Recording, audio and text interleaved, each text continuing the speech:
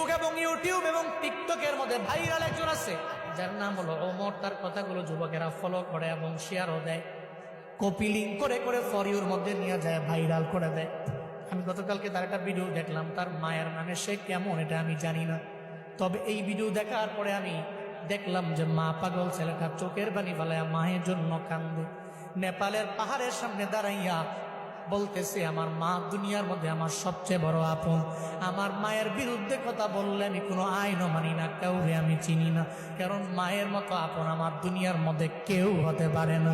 সে বলতে লাগলো, যখন আমার বাবা নাই, আমার মা ছাড়াই পৃথিবীতে আমার আপন যখন কেউ নাই, আমার মায়ের গার্মেন্টসে চাকরি করে করে করে করে কোনো রকম জিন্দেগি চালাইয়া আমারে ফালাইয়া যায় নাই, বরং পরিশ্রম করে করে আমার মা স্কুলের মধ্যে আমারে পড়াইলো।